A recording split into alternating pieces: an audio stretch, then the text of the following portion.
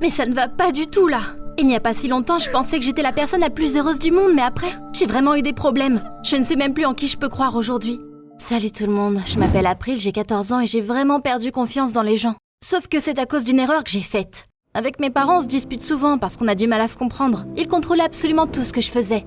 Ils ne me laissaient jamais sortir tard ou faire des soirées avec mes potes. Mais surtout, ils n'aimaient pas du tout mes potes. Chaque fois que je sortais avec eux, ma mère faisait une crise. Une fois, elle m'a carrément enfermée et a refusé de me laisser sortir. J'ai pleuré pendant 2 jours après parce que j'avais raté l'anniversaire d'une amie à cause d'elle. Je ne sais pas vraiment pourquoi, mais ils croyaient que mes potes étaient d'une mauvaise influence pour moi, que c'était des fauteurs de troubles. Puis il y a eu ce matin-là, qui a été un des pires matins de ma vie. J'ai passé la moitié de la nuit à pleurer dans mon oreiller à cause d'une autre dispute avec ma mère. J'ai dormi sans entendre mon réveil et j'étais presque en retard pour le bus scolaire. Peut-être que ça aurait dû me mettre la puce à l'oreille, ça.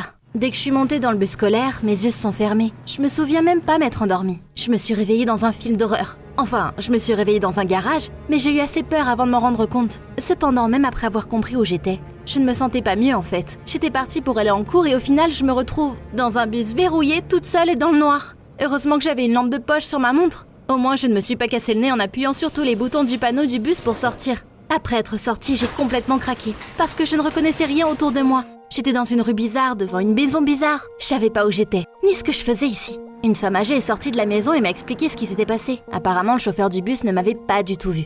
Il avait conduit les élèves à l'école comme d'habitude, puis s'était rendu dans une ville voisine pour rendre visite à des proches. La femme parlait d'un hôpital, mais je ne l'écoutais pas vraiment, comme j'avais un peu la tête ailleurs quoi. J'étais toute seule dans une autre ville. J'étais sur le point de demander de l'aide à cette vieille dame quand elle m'a claqué la porte au nez. Mon aventure était vouée à l'échec même avant d'avoir commencé. Je n'avais pas d'argent sur moi, je connaissais pas la ville et visiblement aucune personne n'était intéressée pour aider une pauvre petite ado perdue. Puis comme ça ne suffisait pas, mon téléphone portable a vibré dans ma poche pour me dire qu'il n'avait plus de batterie.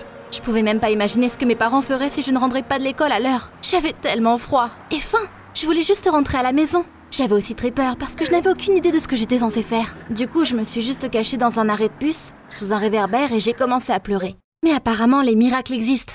Vu que mon sauveur est arrivé. Un gars est venu vers moi et s'est présenté comme Alex. Quand il a appris que j'avais des ennuis, il ne m'a pas laissé à mon sort. D'abord, il m'a acheté à manger, puis il m'a amené à la gare routière et m'a fait monter dans un bus qui allait vers ma ville. Le truc, c'est que quand j'ai compris que d'une manière ou d'une autre, j'avais été sauvée, je n'avais plus trop envie de rentrer à la maison. Juste la pensée que j'allais avoir des ennuis à la maison était suffisante pour ruiner mon humeur. S'il m'engueulait déjà juste parce que j'étais en retard d'1 heure 2 jours de suite, qu'est-ce qu'il me ferait maintenant? Et au final, j'ai eu rien en fait. Je suis rentrée chez moi la nuit, mais il n'y avait pas de lumière aux fenêtres, pas de policiers avec des chiens, rien. Les voitures de mes parents n'étaient pas là non plus.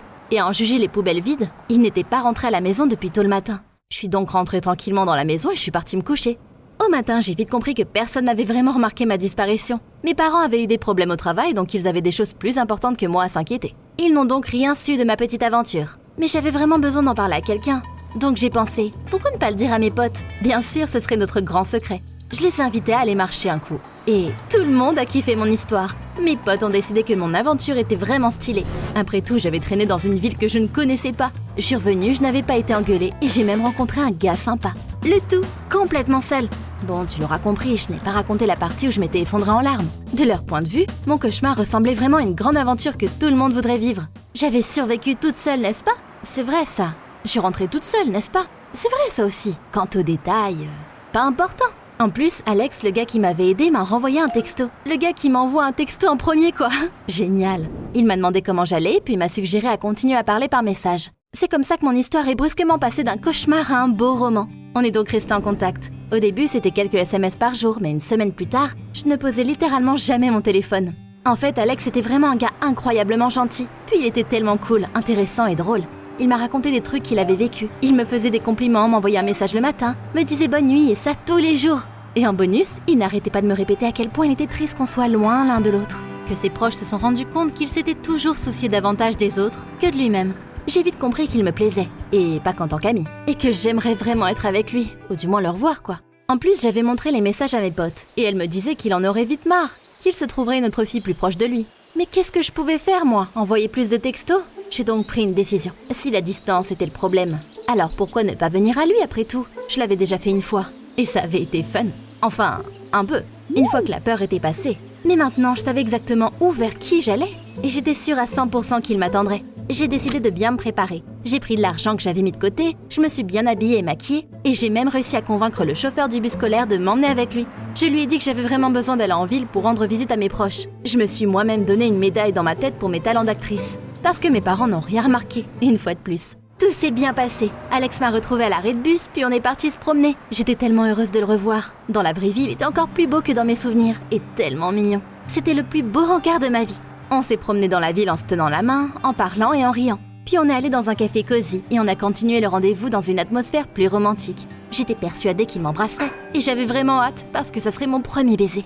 Je suis partie juste 1 minute. J'avais vraiment besoin d'aller aux toilettes. Quand je suis revenue, j'ai vu qu'Alex était parti. Je pensais qu'il était allé aux toilettes aussi, mais pourquoi il aurait laissé nos affaires sans surveillance alors? C'est là que j'ai vite compris qu'il n'y avait plus nos affaires, ni les siens, ni les miens. Quelqu'un les avait volées? Qu'est-ce qui se passe là? J'ai décidé d'attendre Alex. C'était sa ville après tout. Puis il était plus âgé et saurait probablement quoi faire. Je suis restée là pendant 3 heures. Ce n'est que quand les autres ont commencé à me regarder bizarrement que j'ai compris qu'Alex ne reviendrait pas. Non, pas de voleur mystère, juste Alex qui m'avait abandonnée et avait pris mon sac avec tout mon argent et mon téléphone. J'avais tellement mal, j'avais vraiment cru qu'il m'aimait en retour alors qu'en fait, le pire dans tout ça, c'est que je n'avais pas d'argent pour payer notre déjeuner. Et la serveuse était déjà venue 5 fois vers moi pour me demander si je voulais qu'elle apporte la facture. À un moment donné, j'ai compris que je ne pouvais plus rester assise là et je me suis juste enfuie. J'ai attendu que personne ne me regarde, puis j'ai sauté de la table et j'ai couru vers la sortie. Un garde s'est précipité sur moi et m'a presque rattrapée. Mais au dernier moment, j'ai réussi à me cacher dans une ruelle. J'y ai passé un bon moment à pleurnicher à cause de la rancœur et du sentiment d'humiliation.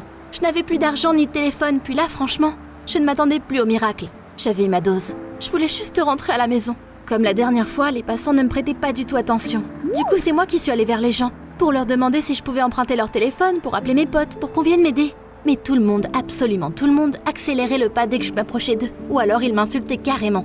C'est que quand j'étais complètement désespérée qu'un gentil vieil homme m'a enfin laissé passer un appel. J'ai appelé le seul pote dont je me souvenais de son numéro, et je lui ai demandé de l'aide, à travers mes larmes. Il m'a calmée et m'a dit d'aller m'asseoir pour l'attendre dans un parc qu'il connaissait dans cette ville, sous un monument qu'on ne pouvait pas rater. J'étais sûre que mes amis viendraient me sauver, parce que c'est mes amis quoi.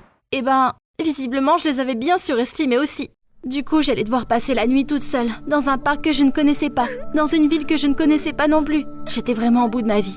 Heureusement pour moi, les policiers passaient par là, et quand ils ont appris que j'étais perdue, ils m'ont emmenée au commissariat. Là-bas, je me suis réchauffée. Je me suis un peu calmée et j'expliquais tout ce qui m'était arrivé.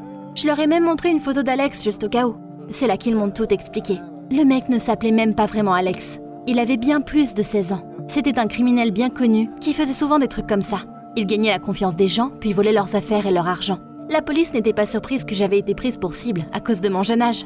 Ils m'ont demandé plusieurs fois si je devais contacter mes parents, mais je leur ai dit que j'avais des amis qui viendraient me chercher. J'y croyais encore à ce moment-là. Sauf que j'ai passé la nuit au commissariat. C'était tellement embarrassant et humiliant. C'est au petit matin que les secours sont enfin arrivés. C'est juste que ce n'étaient pas du tout mes potes. Je suis sortie en courant du commissariat et je me suis retrouvée face à face à mes parents, terriblement inquiets. Ils m'ont tout de suite pris dans leurs bras pour me demander si j'allais bien. On est ensuite rentrés ensemble à la maison.